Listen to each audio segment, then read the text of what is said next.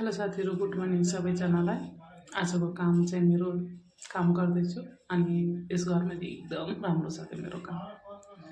अनि यो घरमा चाहिँ धेरै कामहरू पर्दैन, धेरै बाहिरै बस्छन्।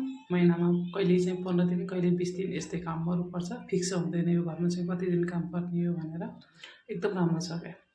धेरै जसो बाहिरै हुन्छन्, पाइलटको कारणले बाहिरै हुन्छन् उनीहरू। आज चाहिँ म्याडमले मलाई फोन गरेको थियो अनि चाहिँ म आउँदैछु अनि मलाई रुममा गएर आलु पराठा बनाइदिए, चाबी दिन्छ भनेको थियो। अनि मैले चाहिँ आएर आलु बोइल गरेँ, आलुको मसला रेडी गरेँ। अनि त्यहाँ म त आलु पराठा बनाउँदैछु साथीहरू। धेरै पनि आलु पराठा होइन, धेरै पनि आलु पराठा बनाउनु पर्ने होइन, 8वटा बनाइदेऊ छोडिदेऊ भनेको थिएँ।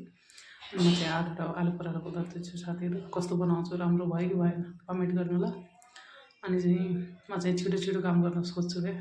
छिटो काम गरेपछि छिटो सकेर जाउँला भनेको। त्यो भएर भने एकदम फास्ट ग्यास चलाएको छु, छिटो होला भनेर। फास्ट ग्यास चलाएको छु, छिटो गर्नुपर्छ है। छिटो हालेर अन्त हात मेरो एकदम गन्दा भयो।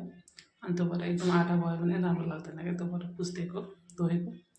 अनि त्यो भएर सामान सबै मिलाएर आफूले काम गरेका बर्तन पनि धोइदेऊ न भन्ने सोचेर आफूले काम गरेका बर्तन पनि धोएर साफ गरेर जान्छु अनि राखिदिन्छु। भोलि काम गर्ने मान्छे, यो घरमा काम गर्ने भैया पनि आयो क्या। बाहिर गएको थियो भैया, यस्तो लाज लाग्यो क्या भैया आउँदाखेरि।